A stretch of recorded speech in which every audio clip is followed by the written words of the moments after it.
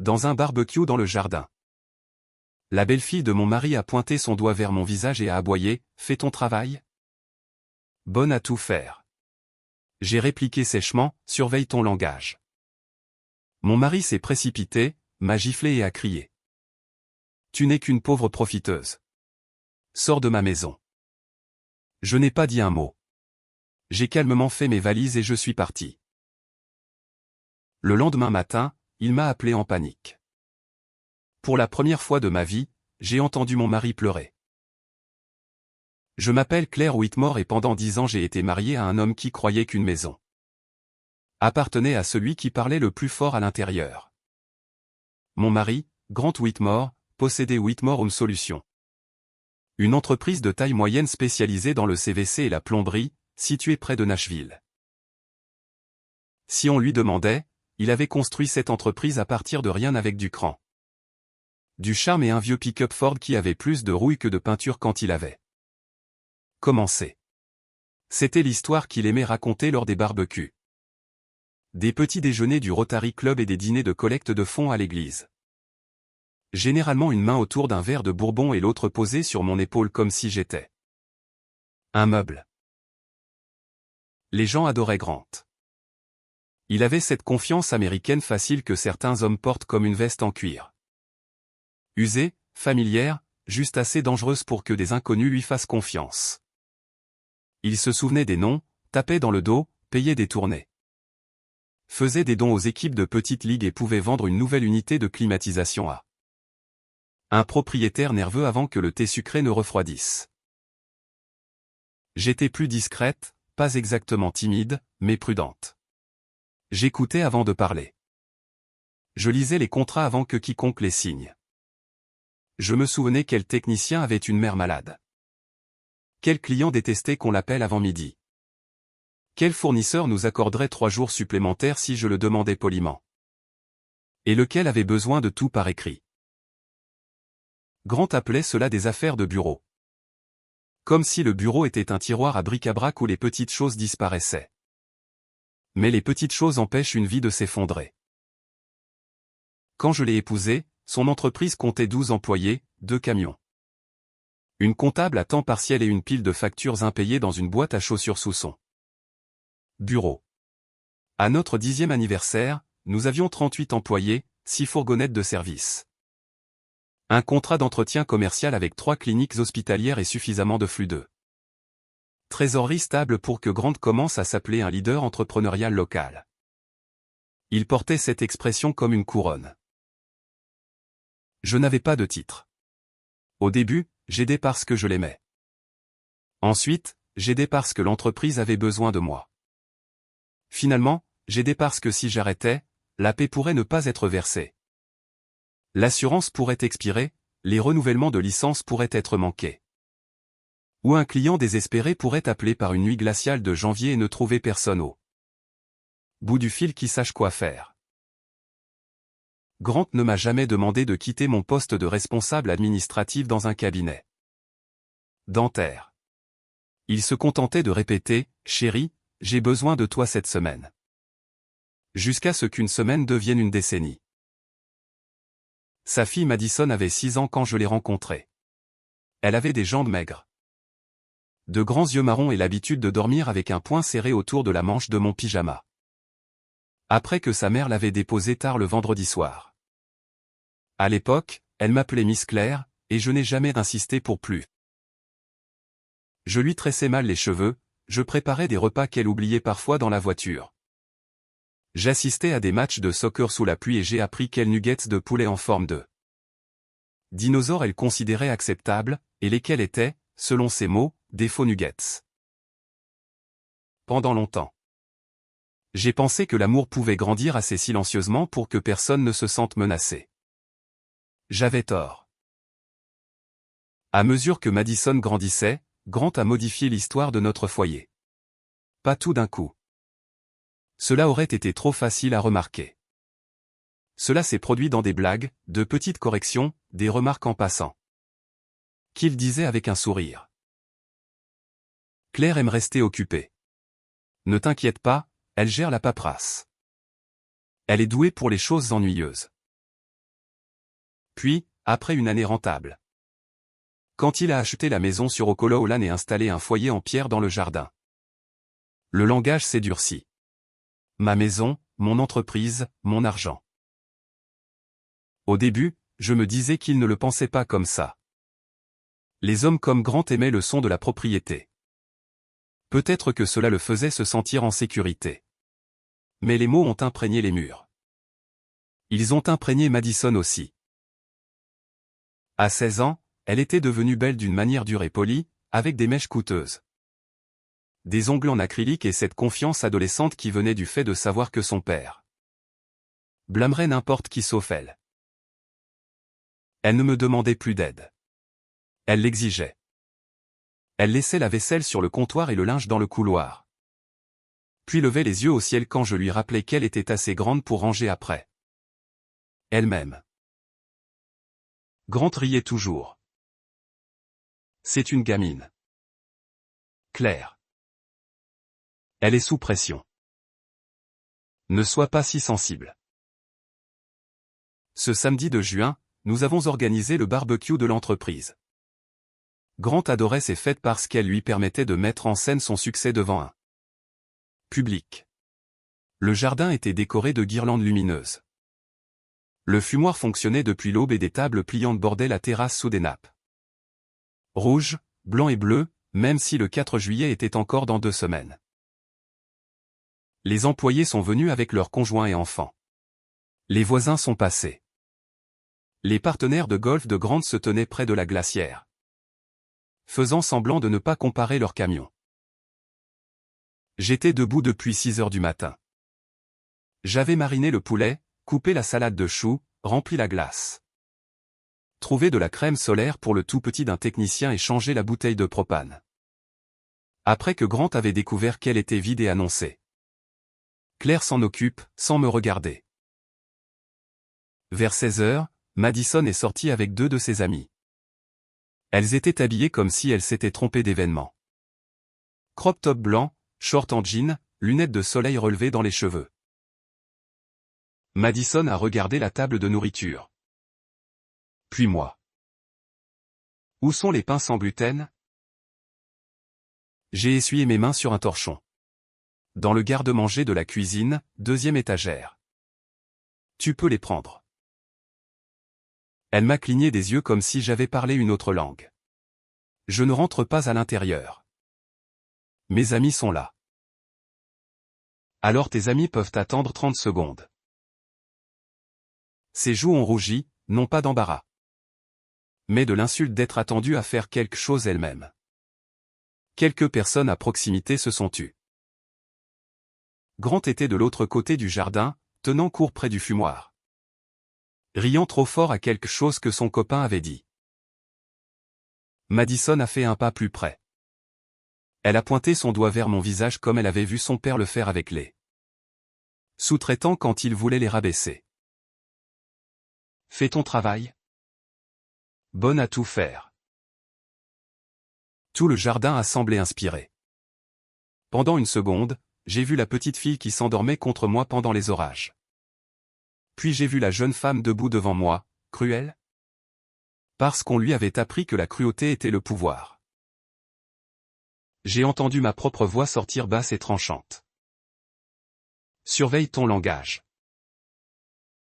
Le visage de Madison s'est tordu. Papa. Grant était là avant que je puisse reprendre mon souffle. Il n'a pas demandé ce qui s'était passé. Il n'a pas regardé mon visage. Il n'a pas regardé le doigt encore suspendu en l'air entre nous. Il a simplement levé la main et m'a giflé. Ce n'était pas le coup le plus fort du monde, mais il était bruyant. Assez bruyant pour que les enfants arrêtent de courir. Assez bruyant pour qu'une assiette en papier glisse de la main de quelqu'un et tombe sur l'herbe. Assez bruyant pour que ce qui restait de mon mariage se brise devant tout le monde. Les yeux de Grant étaient sauvages, mais pas de culpabilité. De colère parce que je l'avais embarrassé. Tu n'es qu'une pauvre profiteuse, a-t-il crié. Tu m'entends? Tu vis dans ma maison, tu manges ma nourriture, tu dépenses mon argent. Et maintenant tu penses que tu peux manquer de respect à ma fille. Sors. Sors de ma maison. Personne n'a bougé. J'ai touché ma joue. Elle était chaude sous mes doigts. Pendant des années. J'avais imaginé ce que je ferais si Grant franchissait enfin une ligne qui ne pouvait pas être effacée. Je pensais que je pourrais crier. Je pensais que je pourrais pleurer. Je pensais que je pourrais dire à tout le monde ce que j'avais fait pour cette entreprise. Cette maison, cet enfant. Mais quand le moment est venu, quelque chose en moi s'est figé parfaitement. J'ai regardé Madison. Sa bouche était ouverte maintenant, et pour la première fois cet après-midi-là. Elle avait l'air effrayée. Puis j'ai regardé Grant. D'accord? Ai-je dit. C'est tout. Je suis passé devant lui par la porte-fenêtre coulissante dans la maison que j'avais décorée pièce par pièce, chèque de paie par chèque de paie, saison après saison. La cuisine sentait la fumée et le nettoyant au citron. Un plateau de mimosa était posé sur l'îlot, intact. Mon sac à main était accroché à la chaise où je le laissais toujours. À l'étage. J'ai pris une valise dans le placard et j'ai fait mes bagages comme une femme quittant un hôtel. Pas un mariage. Jeans, chemisier, médicaments, chargeur de téléphone, les boucles d'oreilles en perles de ma mère. Le dossier avec mon certificat de naissance, passeport et ancien relevé d'impôt. Mon ordinateur portable du bureau. Une photo encadrée de Madison à 8 ans tenant un gâteau d'anniversaire bancal que nous avions cuit. Ensemble et resté derrière. Je n'ai pas pris l'argent de Grant. Je n'ai pas pris les fichiers de l'entreprise. Je n'ai pas pris de revanche. Quand je suis descendu, le jardin était encore silencieux. À travers la vitre, je pouvais voir Grant faire les 100 pas, une main sur la hanche. Le visage rouge de l'effort de faire semblant d'être aux commandes. Madison se tenait près de la table de nourriture, les bras serrés sur sa poitrine. J'ai posé ma clé de maison sur l'îlot de la cuisine. Puis je suis sorti par la porte d'entrée. Mon amie Diane vivait à 20 minutes de là dans un petit ranch en briques avec des hortensias le long du porche et une chambre d'amis qu'elle me disait d'utiliser depuis 3 ans. Quand elle a ouvert la porte et vu mon visage, elle n'a posé aucune question. Elle s'est simplement écartée et a dit « Entre, ma chérie ». Cette nuit-là, j'ai mis mon téléphone en silencieux et l'ai posé face contre le meuble de chevet. Pour la première fois depuis des années, je n'ai pas vérifié le calendrier des paies. Je n'ai pas répondu à un courriel de fournisseur. Je n'ai pas rappelé à Grant l'inspection de lundi ni le certificat d'assurance dû avant midi. J'ai simplement fermé les yeux et laissé la maison que j'avais maintenue debout tenir toute seule. Je me suis réveillé avant l'aube par habitude. Mon corps encore convaincu qu'il devait devancer tout le monde dans la journée. Pendant quelques secondes, fixant le plafond inconnu de la chambre d'amis de Diane. J'ai tendu la main vers le chevet, m'attendant à voir mon agenda. Mes lunettes de lecture et le bloc-notes où je gardais les priorités hebdomadaires de l'entreprise. Au lieu de cela, il n'y avait que mon téléphone, face contre le meuble, silencieux. Je l'ai laissé comme ça. De la cuisine en bas venait l'odeur de café frais et de pain grillé beurré. Diane avait déjà laissé son Golden Retriever dans le jardin et de la musique country jouait doucement d'une vieille radio sur le rebord de la fenêtre. Elle a levé les yeux quand je suis entré. « Tu as dormi un peu ?»« Un peu. » Elle a glissé une tasse vers moi sans autre question. Certaines amitiés ont le droit au silence. Diane et moi avions travaillé ensemble des années plus tôt avant que j'épouse Grant. Elle en savait assez sur mon mariage pour reconnaître que si j'étais vraiment parti, quelque chose d'irréversible s'était produit. Après un moment, elle a enfin demandé, « Tu prévois de revenir ?» J'ai regardé par la fenêtre de sa cuisine. Honnêtement, je ne sais pas. Elle a hoché la tête une fois. Alors ne décide pas aujourd'hui. C'était peut-être la chose la plus sage qu'on m'ait dite depuis des années. À 7h42, mon téléphone a vibré pour la première fois. Grant. Je n'ai pas répondu. Une minute plus tard, un autre appel. Puis un autre. Puis un texto. Où sont les fichiers de paix? J'ai fixé l'écran pendant plusieurs secondes avant de le verrouiller à nouveau. Les fichiers de paix n'avaient pas disparu. Ils n'avaient jamais été à moi. Ils appartenaient à l'entreprise. Ils étaient exactement là où ils avaient toujours été.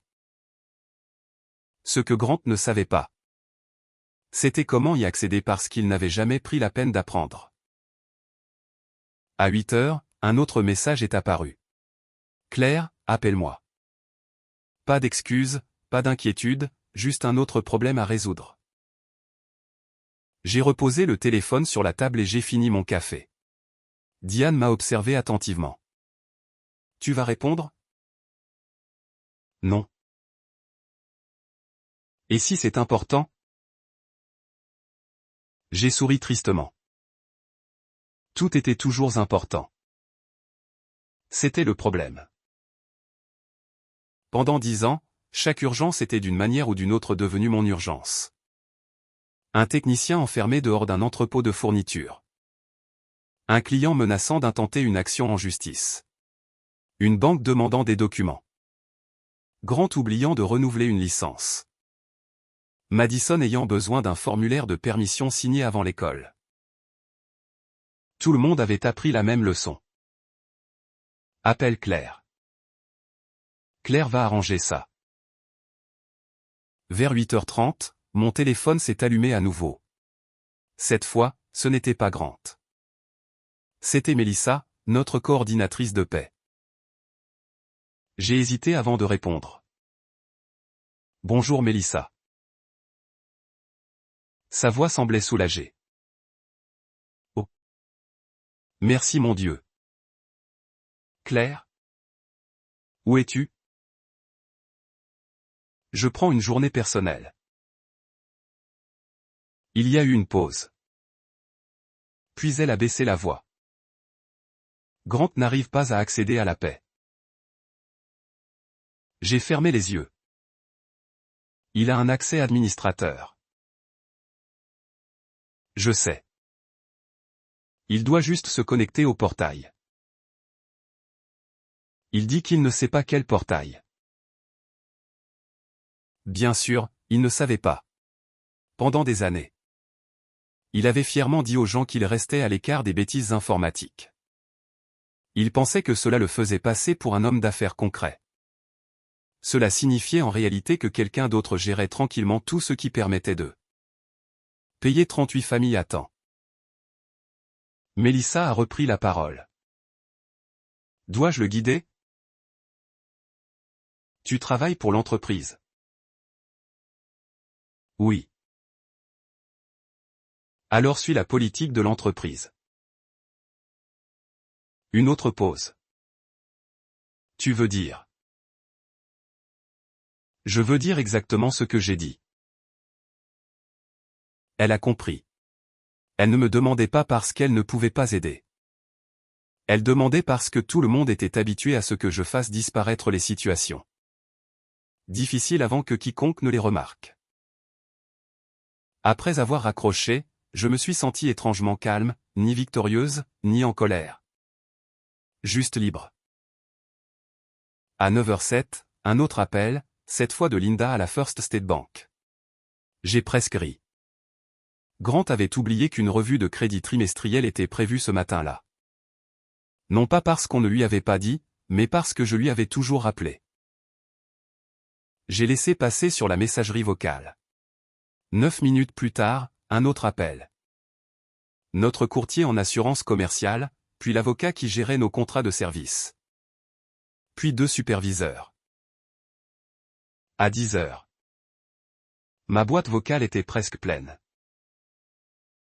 Diane a regardé mon téléphone. Nom de Dieu. J'ai secoué la tête.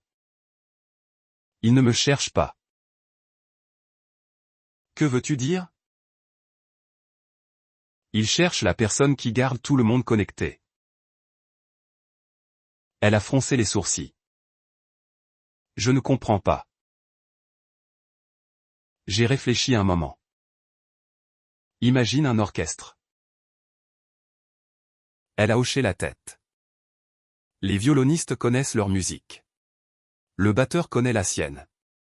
La pianiste connaît la sienne. Mais si le chef d'orchestre disparaît, tout le monde commence à jouer à des moments différents. Exactement. Grant avait toujours cru qu'il dirigeait. La vérité était qu'il avait donné des discours depuis la scène pendant que quelqu'un d'autre gardait tranquillement tout le monde ensemble. Vers 11 heures, Mélissa m'a envoyé un autre texto. P traité en retard. Les employés posent des questions. 5 minutes plus tard. Le compte commercial ne peut pas libérer les fonds jusqu'à ce que Grant signe les documents révisés. Il ne sait pas de quoi il parle. Un autre gestionnaire de contrat hospitalier veut le certificat d'assurance mis à jour aujourd'hui. Puis le fournisseur a suspendu la livraison d'équipements de cet après-midi jusqu'à ce que la paperasse soit corrigée. J'ai fixé la liste qui s'allongeait. Aucun de ces problèmes n'existait parce que j'avais saboté quoi que ce soit. Chaque échéance existait hier. Chaque document attendait. Chaque procédure avait toujours nécessité de l'attention. J'avais simplement arrêté de les attraper avant qu'elles ne touchent le sol. Cette prise de conscience m'a frappé plus fort que la gifle de Grant. Pendant des années, je n'avais pas seulement aidé. J'avais empêché des catastrophes dont personne d'autre ne soupçonnait même l'existence. À midi, Diane a suggéré que nous sortions de la maison. Tu as besoin d'air. Elle nous a conduites à un petit café près du palais de justice où des couples retraités s'attardaient sur de la soupe et de la tarte. Pour la première fois depuis des mois. J'ai mangé mon déjeuner sans vérifier mes courriels toutes les 5 minutes. À mi-chemin de mon sandwich, mon téléphone a sonné à nouveau. Grant. Puis immédiatement encore. Puis encore. J'ai finalement répondu au 4e appel. Je n'ai pas dit bonjour. Sa respiration a rempli la ligne avant ces mots. Claire. Sa voix semblait différente, pas plus douce, plus petite. Où sont les contrats d'entretien Johnson? Dans le système de gestion des contrats. Je ne les trouve pas. Tu as accès depuis 6 ans. Je ne me souviens pas du mot de passe. Tu peux le réinitialiser. Silence. Puis la banque dit qu'ils ont besoin de toi. Ils n'ont pas besoin de moi. Ils ont demandé la personne qui gère les prêts commerciaux. Un autre silence. Je pouvais presque l'imaginer se frotter le front comme il le faisait toujours quand les choses cessaient d'avoir du sens. Puis il a posé la question qui m'a surprise. Qu'est-ce que je fais? Pas où es-tu? Pas quand rentres-tu à la maison? Juste qu'est-ce que je fais? Pendant un bref instant, j'ai presque répondu, presque. L'habitude est puissante. Pendant 10 ans. Entendre Grant dire ces mots faisait automatiquement chercher des solutions à mon cerveau. Puis je me suis souvenu d'être debout dans notre jardin. Je me suis souvenu de la brûlure sur ma joue. Je me suis souvenu de Madison me pointant du doigt comme si je n'étais pas de la famille. Non. Grant. Quoi? Tu vas devoir trouver par toi-même. Claire. J'ai mis fin à l'appel. Ma main tremblait après, non pas parce que je le regrettais, mais parce que je ne l'avais jamais fait auparavant. Diane a tendu la main par-dessus la table. Ça va? J'ai hoché lentement la tête. Je pense que j'ai arrêté. Quoi? Je pense que c'était la première fois en 10 ans que je ne l'ai pas sauvé. Elle a souri. Il était temps. Cet après-midi-là, j'ai complètement éteint mon téléphone. Pas pour toujours. Juste assez longtemps pour découvrir si le monde s'arrêtait vraiment quand Claire Whitmore n'était pas là pour le maintenir ensemble. Il ne l'a pas fait. Mais quelque part en ville, le premier domino était déjà tombé. Et ni Grant ni moi ne comprenions encore combien se tenait derrière. Le lundi matin, j'étais parti depuis à peine 48 heures. L'entreprise était encore ouverte. Les fourgonnettes de service roulaient encore avant l'aube. Les téléphones sonnaient encore. De l'extérieur, Whitmore Home Solutions semblait exactement la même. C'était la chose trompeuse à propos des fondations. On ne les remarque pas jusqu'à ce qu'elles commencent à se fissurer. J'ai passé la matinée à aider Diane à planter des tomates dans les plates-bandes surélevées derrière son garage. Mes mains ont accueilli le rythme ordinaire de presser les semis dans la terre chaude du Tennessee. De les arroser, d'enlever la terre de mon jean. Pour la première fois depuis des années. Personne ne m'interrompait toutes les 10 minutes avec un problème qui m'appartenait d'une manière ou d'une autre. À 11 heures, j'ai rallumé mon téléphone. Il a explosé de notifications. 32 appels manqués, 57 textos, 9 messages vocaux. J'ai ignoré d'abord les messages de Grant. Au lieu de cela, j'ai ouvert un message de Melissa. On peut se voir? Juste pour un café. En dehors des heures de travail. J'ai répondu par un simple oui. 1 heure plus tard, nous étions assises dans un café calme du centre-ville. Le genre où des étudiants travaillaient sur leurs ordinateurs portables et des retraités résolvaient des mots croisés près de la fenêtre. Melissa avait l'air épuisée. Je n'étais pas sûr que tu viendrais. J'ai failli ne pas venir. Elle a enveloppé ses 2 mains autour de sa tasse de café. Le bureau semble différent. Comment? Elle a cherché le bon mot. Comme si tout le monde réalisait soudainement combien ils ne savent pas. Je n'ai pas répondu. Elle a continué. Grant n'arrête pas de demander où est tout. Ça n'a pas bougé. Je sais. Il n'arrête pas de dire que les systèmes sont trop compliqués. Ils ne le sont pas. Ils ne le sont pas. A-t-elle admis. Ils sont organisés exactement comme tu les as construits. J'ai souri faiblement. Je les ai construits pour que n'importe qui puisse les suivre. Elle m'a regardé pendant plusieurs longues secondes. C'est ça. Quoi?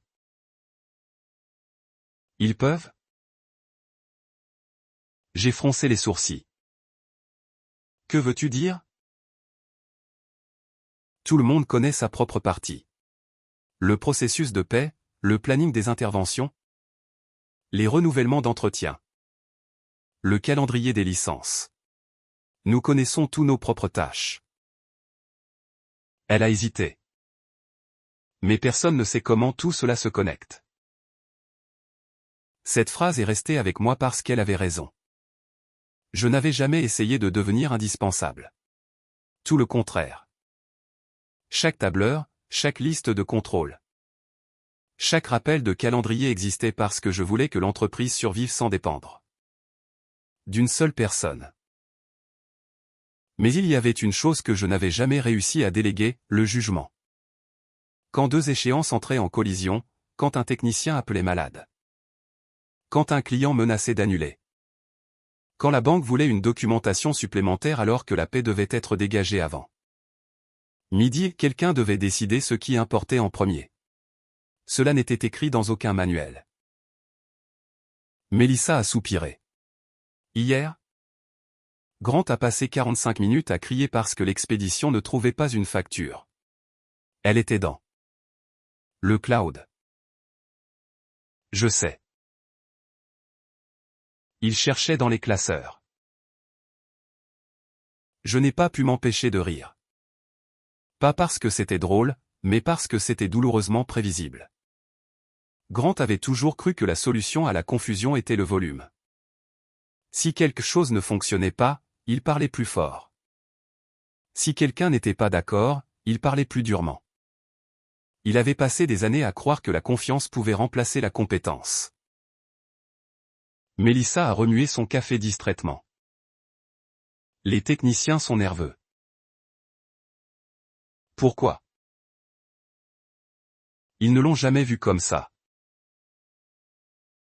Que veux-tu dire?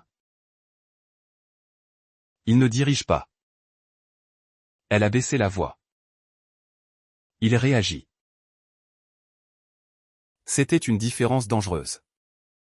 Les leaders prennent des décisions avant que la panique ne se propage.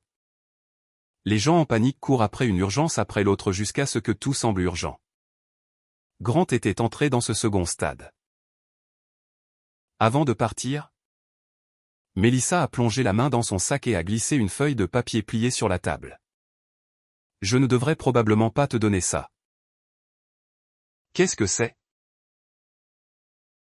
Une liste? Je l'ai dépliée. Chaque élément représentait quelque chose qui avait mal tourné depuis samedi.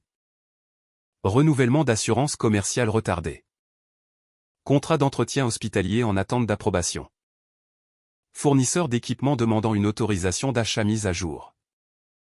Immatriculation de véhicules manquant de documentation. Revue fiscale trimestrielle reportée. 3 plaintes de clients. 2 conflits de planning. Approbation d'heures supplémentaires d'urgence en attente. Aucune d'elles seule ne pouvait détruire une entreprise. Ensemble, elles formaient une avalanche à mouvement lent. J'ai rendu le papier. Non. Elle a cligné des yeux. Quoi? Je n'en ai pas besoin. Je pensais. Je sais. Mais si je prends cette liste, tu vas commencer à la réparer. J'ai hoché la tête. Et c'est exactement ce qui ne peut pas arriver. Mélissa a baissé les yeux. Je pense que tout le monde s'attendait à ce que tu reviennes lundi. Grant aussi. Tu vas le faire? J'ai regardé par la fenêtre du café. De l'autre côté de la rue. Un couple plus âgé marchait main dans la main vers la place du palais de justice. Ils n'étaient pas pressés. Ils ne se disputaient pas. Ils avaient simplement l'air paisibles. Je ne sais pas. C'était la vérité. Je ne restais pas à l'écart pour punir Grant. Je restais à l'écart parce que je ne savais toujours pas si je voulais retourner à une vie ou ma valeur dépendait du nombre de catastrophes que j'empêchais avant le petit déjeuner. Cet après-midi-là, j'ai enfin écouté les messages vocaux de Grant. Le premier était en colère. Claire, arrête de faire la ridicule et appelle-moi. Le deuxième était impatient. Les gens de l'assurance ont besoin d'informations. Le troisième semblait fatigué. Je ne trouve pas le dossier de renouvellement. Le quatrième était différent. J'ai parlé à l'administrateur de l'hôpital aujourd'hui. Sa voix a légèrement craqué. Ils ont dit qu'ils avaient toujours tout arrangé avec toi. Un long silence, puis un autre message. La banque a demandé après toi. Un autre. L'avocat a demandé si tu revenais. Un autre. Le fournisseur a dit qu'il faisait confiance à ton jugement. Chaque message vocal enlevait une couche de certitude supplémentaire.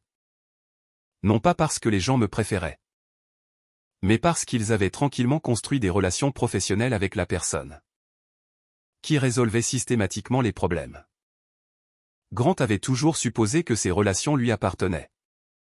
Maintenant il découvrait qu'ils avaient fait confiance au travail, pas au titre. En fin d'après-midi mardi, un autre appel est venu, cette fois d'Eric. Notre technicien de service senior. Eric était dans l'entreprise depuis plus longtemps que Grant et moi étions mariés. Il m'appelait presque jamais en dehors des heures de travail. Salut. Claire. Salut. Eric. Je voulais juste que tu saches. Il s'est arrêté. Quoi? Les gars te manquent. Ils me manquent aussi. Ce n'est pas que ça. J'ai attendu. Tu sais ce que tout le monde dit? Non. Ils disent que cet endroit semble méchant maintenant. Ces mots m'ont prise au dépourvu. Méchant? Ouais. Personne ne sourit. Tout le monde marche sur des œufs. Ils n'arrêtent pas de blâmer les gens. J'ai fermé les yeux. Grant avait toujours blâmé vers l'extérieur avant de regarder vers l'intérieur. Quand j'étais là, j'absorbais tranquillement la plupart de cette frustration avant qu'elle n'atteigne tout le monde. Sans m'en rendre compte, je n'avais pas seulement géré les opérations. J'avais protégé les gens. Eric s'est éclairci la gorge. Je ne devrais probablement pas dire tout ça. Tu as gagné le droit. Il a ri tristement. Tu sais pourquoi je suis resté 15 ans? Je pensais que c'était parce que Grant payait bien. Non. Alors pourquoi? Parce que chaque fois que ma femme tombait malade, tu t'assurais que je puisse partir plus tôt. Il a continué avant que je puisse répondre. Quand mon camion est tombé en panne. Tu m'as prêté le tien. Quand ma fille a été acceptée à Vanderbilt. Tu as organisé cette prime surprise. J'avais oublié la moitié de ces moments. Pour moi, ils avaient simplement été la chose décente à faire. La voix d'Eric s'est adoucie. Je ne pense pas que Grant sache même que tu as fait tout ça. Non. Il ne le sait pas. Je ne pense pas qu'il ait jamais demandé. Après avoir raccroché. Je suis resté assis seul sur le porche arrière de Diane jusqu'à ce que le soleil glisse derrière. Les arbres. Pendant des années, j'avais cru que mon travail disparaissait au moment où il était terminé. Une paix traitée, une crise évitée, un contrat renouvelé, travail invisible, femme invisible. Mais peut-être que la gentillesse laisse des traces qu'aucun tableur ne peut suivre. Pendant ce temps, quelque part en ville. Grant commençait enfin à voir ce que tout le monde avait tranquillement su depuis le début. L'entreprise n'avait pas fonctionné parce qu'un homme se tenait à l'avant. Elle avait fonctionné parce que quelqu'un d'invisible pour presque tout le monde avait passé 10 ans à s'assurer que tous les autres puissent faire leur travail. Et maintenant, pour la première fois, cette fondation invisible avait disparu. Le mercredi matin, je me suis retrouvé debout devant le placard de ma chambre chez Diane. Fixant 2 chemisiers comme si choisir l'un plutôt que l'autre pouvait d'une manière ou d'une autre répondre aux questions qui me suivaient depuis samedi. Aucun ne l'a fait. J'ai choisi le bleu quand même. Diane a levé les yeux de son journal quand je suis entré dans la cuisine. Tu vas quelque part? J'ai rendez-vous avec mon avocate. Elle a souri faiblement. Bien. Je me sens coupable. Tu ne devrais pas. Je sais. Mais c'est le cas. Elle a plié le journal avec soin. Claire? La culpabilité est ce que ressentent les gens décents quand ils arrêtent de se laisser utiliser. Cette phrase m'a suivi toute la matinée. Mon avocate, Rachel Donovan, se spécialisait en droit de la famille. Elle avait représenté 2 femmes que je connaissais par l'église. Toutes 2 ayant passé des années à se convaincre qu'elles exagéraient. Rachel ne m'a pas demandé si je voulais me venger. Elle a posé des questions pratiques. As-tu des copies de tes relevés financiers? Oui. As-tu été payé en tant qu'employé? Non. Elle a regardé par-dessus le bord de ses lunettes. Pendant 10 ans? J'ai hoché la tête. Elle a soupiré. Nous en parlerons. Quand la réunion s'est terminée, elle m'a remis un dossier. Tu n'as pas à prendre toutes les décisions aujourd'hui. Je n'essaie pas de le détruire. Je sais. Alors qu'est-ce que j'essaie de faire? Rachel a répondu sans hésiter. Tu essaies d'arrêter de disparaître.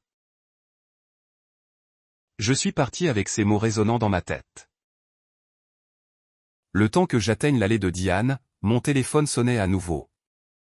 Cette fois, ce n'était pas Grant. C'était Frank Ellis. Frank possédait Ellis Mechanical Supply. L'entreprise qui avait fourni du matériel à Whitmore Home Solutions pendant près de 15 ans. J'ai répondu, Frank? Claire? Sa voix profonde portait la lassitude d'un homme qui avait passé des décennies à gérer une entreprise. J'espère que je ne te dérange pas. Pas du tout. J'ai entendu ce qui s'est passé. Les nouvelles voyageaient vite dans les cercles des petites entreprises. J'apprécie l'appel. Il y a eu un bref silence.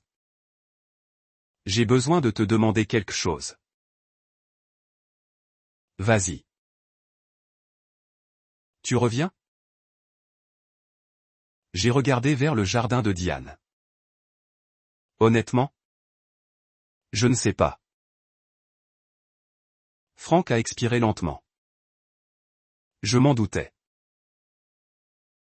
Pourquoi? Parce que si tu ne reviens pas. Il s'est arrêté. Je change nos conditions de crédit. Cela m'a surprise. Tu as fait confiance à Grant pendant des années. J'ai fait confiance à ton jugement pendant des années. Je ne savais pas quoi dire. Frank a continué. Chaque fois que Grant promettait quelque chose. J'attendais d'avoir de tes nouvelles. Si tu confirmes. Je savais que nous serions payés. Je savais que les chiffres avaient du sens. Je savais que quelqu'un avait vraiment vérifié la commande. Je me suis appuyé contre la balustrade du porche. Tu ne me l'as jamais dit. Tu n'as jamais demandé. Après avoir raccroché, je suis resté assise tranquillement pendant plusieurs minutes. Grant avait toujours cru que le respect venait de la confiance. Encore et encore, les gens me montraient quelque chose de différent. Le respect venait de la cohérence. En fin d'après-midi ce jour-là, une autre visiteuse inattendue est arrivée. Melissa. Elle avait l'air encore plus épuisée que la veille. Je sais que je ne devrais pas être ici. Tu peux entrer. Elle s'est assise à la table de la cuisine de Diane pendant que je préparais du thé glacé. J'ai presque démissionné aujourd'hui. Je me suis retourné. Qu'est-ce qui s'est passé? Grant? Elle s'est frottée les tempes. Il a passé 20 minutes à crier parce que personne ne trouvait le contrat hospitalier révisé. Il était dans les archives numériques. Je sais.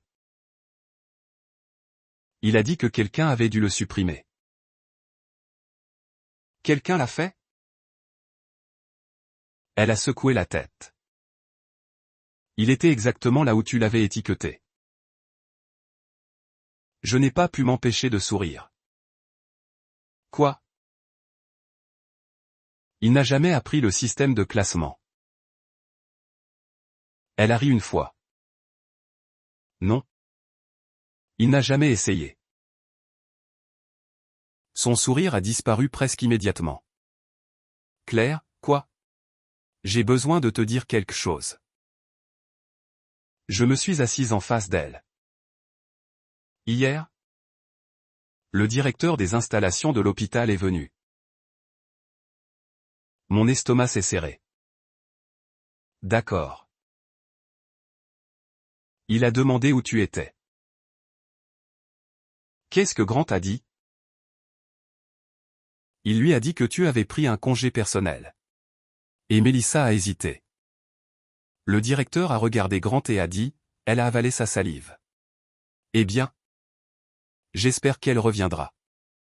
C'est grâce à elle que nous renouvelons ce contrat chaque année. La pièce est devenue silencieuse.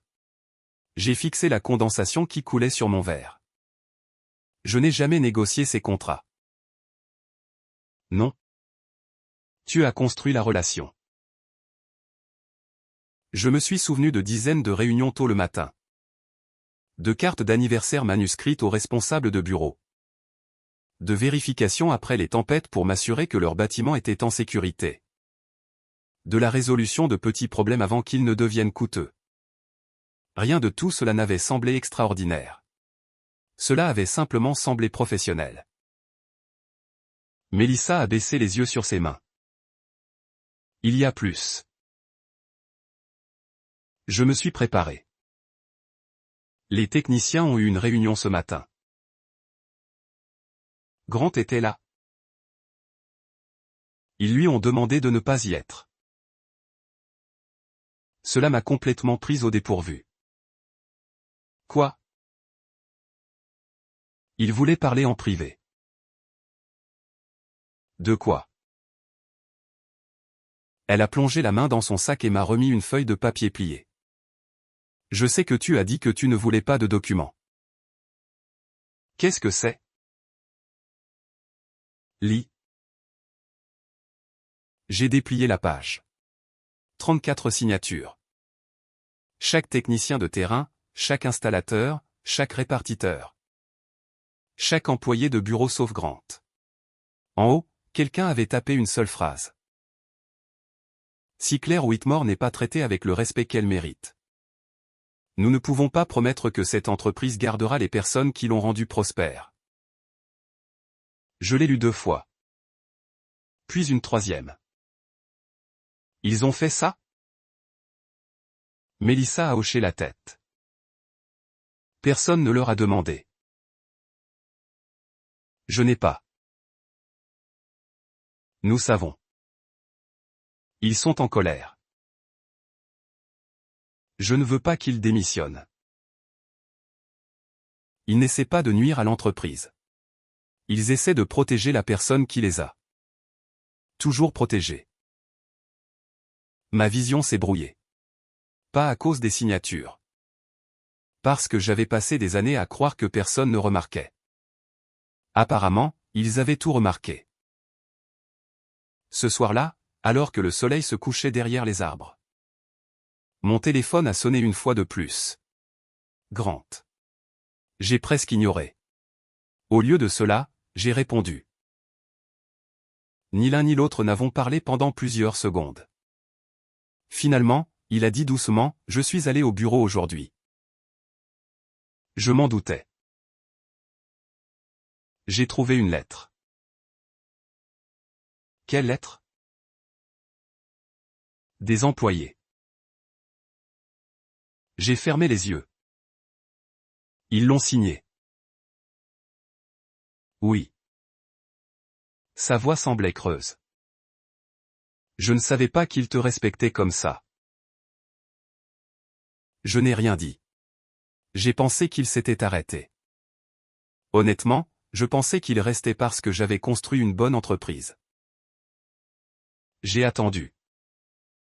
Ils sont restés grâce à toi. L'aveu semblait lui faire physiquement mal. Un autre long silence s'est étiré entre nous. Puis il a posé une question comme il n'en avait jamais posé auparavant. Claire.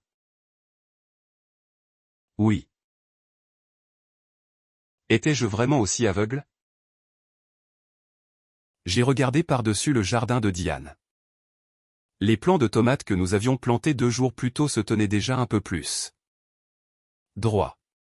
Parfois, tout ce dont les choses vivantes avaient besoin était de l'espace. Je ne pense pas que tu voulais le voir. Sa respiration s'est coupée. Je ne sais pas comment arranger ça. Pour la première fois depuis que j'étais parti, je l'ai cru. Il ne demandait pas où était un fichier ni comment réinitialiser un mot de passe ni quel client appeler. Il posait quelque chose de bien plus difficile. Comment reconstruire la confiance après avoir passé des années à démolir la personne qui avait tranquillement construit ta vie? Je n'avais pas de réponse. Lui non plus. Et peut-être que c'était exactement là où la véritable responsabilité devait commencer. Grant n'est pas venu chez Diane cette nuit-là. Pour cela, j'étais reconnaissante. Il y a des moments dans un mariage où une personne finit par dire la bonne chose. Mais la blessure est trop profonde pour que la bonne chose devienne un pont. Sa question est restée avec moi longtemps après la fin de l'appel. Étais-je vraiment aussi aveugle? La réponse honnête était oui. Mais la cécité n'est pas toujours un accident. Parfois les gens ferment les yeux parce que voir la vérité exigerait qu'ils changent. Le lendemain matin, j'ai rencontré Rachel à nouveau. Elle avait examiné les relevés financiers, les documents hypothécaires, les déclarations d'impôts et les années de travail non rémunérées que j'avais versées dans l'entreprise de Grant. Elle n'avait pas l'air choquée cette fois. Elle avait l'air préparée. Tu as des options, a-t-elle dit. Je ne veux pas le ruiner. Rachel s'est adossée à sa chaise. Claire? Le divorce n'est pas la ruine. La responsabilité n'est pas la cruauté. Prendre ta part légitime n'est pas la vengeance. J'ai baissé les yeux sur mes mains. Alors pourquoi ai-je l'impression que je le punis? Parce que tu as passé 10 ans à croire que son confort était ta responsabilité. Cela a atterri quelque part au fond. À midi, Rachel a déposé les premiers documents. Rien de dramatique, pas de cri dans une salle d'audience, pas de fortune secrète révélée. Juste une ligne légale tracée là où les limites émotionnelles avaient échoué. Grant a été signifié cet après-midi-là. Il a appelé une fois. Je n'ai pas répondu. Au lieu de cela, j'ai conduit jusqu'à un sentier de randonnée tranquille près de la rivière et je me suis assis sur un banc sous un érable, écoutant les cigales bourdonner dans la chaleur. Pour la première fois depuis samedi, je me suis autorisé à pleurer.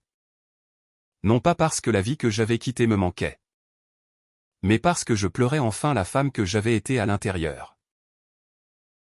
Ce soir-là, Madison m'a envoyé un texto.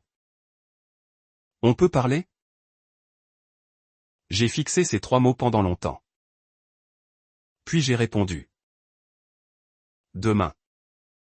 Endroit public. 30 minutes. Nous nous sommes rencontrés dans un petit glacier près de son lycée. Madison est arrivée sans maquillage, portant un sweatshirt trop grand malgré la chaleur. Elle avait l'air plus jeune que 16 ans.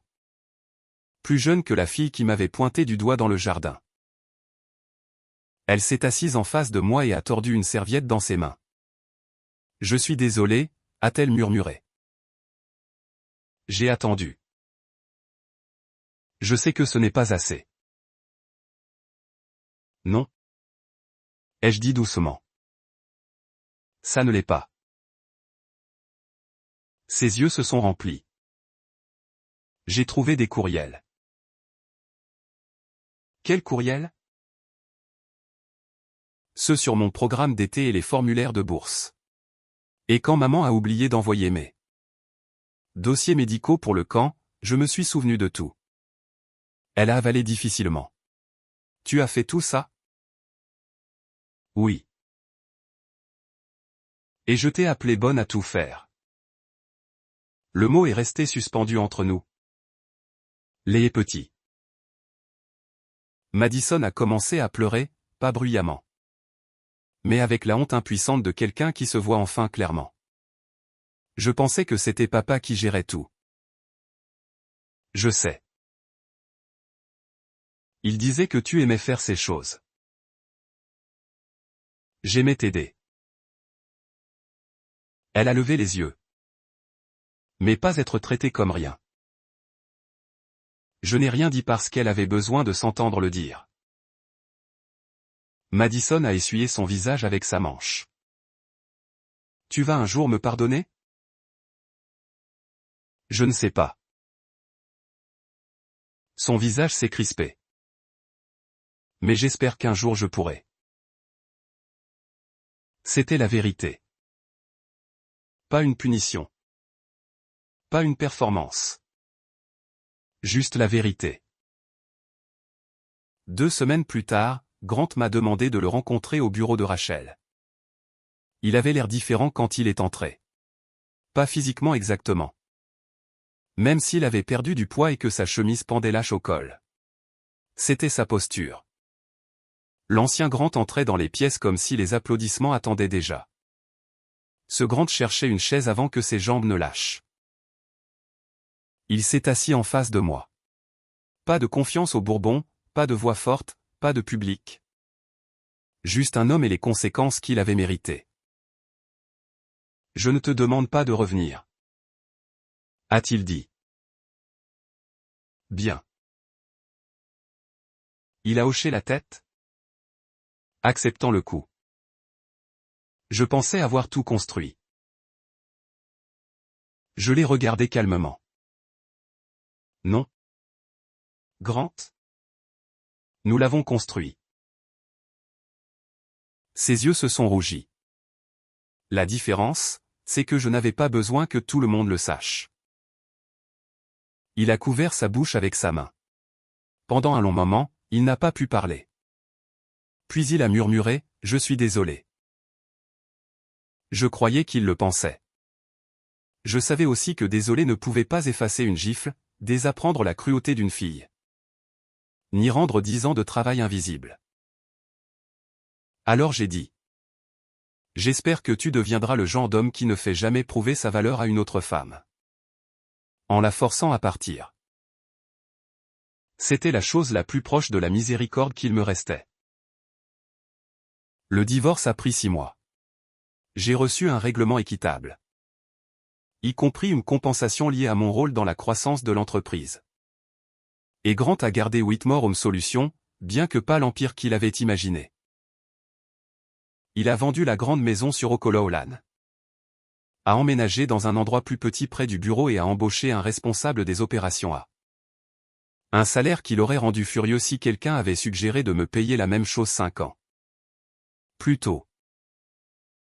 Plusieurs employés sont restés, certains sont partis. L'entreprise a survécu, mais plus humble. Lui aussi. Madison et moi ne sommes pas redevenus mère et fille du jour au lendemain. La vie n'est pas aussi nette. Mais une fois par mois, elle me demandait de la rencontrer pour un café. Et parfois elle me parlait de l'école. Des candidatures à l'université et du travail lent et inconfortable de devenir plus gentil que la maison qu'il avait élevée. Quant à moi, j'ai ouvert un petit cabinet de conseil aidant les entreprises familiales à construire des systèmes qui ne dépendent pas de sacrifices invisibles. Mon premier client était une veuve qui dirigeait une entreprise de toiture avec ses 2 fils. Mon deuxième était une propriétaire de boulangerie qui n'avait pas pris de vacances depuis 12 ans. Je leur ai enseigné ce que j'avais appris à la dure. Si une personne tient tout ensemble, l'entreprise n'est pas forte. Elle repose sur une personne que personne n'a pensé à remercier. Les gens demandaient parfois si j'avais eu ma revanche. Oui, mais pas de la façon qu'ils entendaient. Je n'ai pas brûlé la vie de Grant. J'ai simplement arrêté de rester à l'intérieur du feu avec un seau dans les mains. Et quand je suis parti, tout ce qu'il avait construit sur mon silence a enfin dû porter son propre poids. Parfois la revanche n'est pas la destruction. Parfois la revanche est laisser la vérité entrer dans la pièce après ton départ. Si cette histoire a touché quelque chose en toi, j'espère que tu te souviendras de ceci. Ne confonds jamais la loyauté discrète avec la faiblesse. Et ne tiens jamais pour acquis la personne qui empêche ton monde de s'effondrer. Partage tes pensées dans les commentaires. Et si tu crois que des histoires comme celle-ci méritent d'être entendues, abonne-toi et reste avec nous pour la prochaine.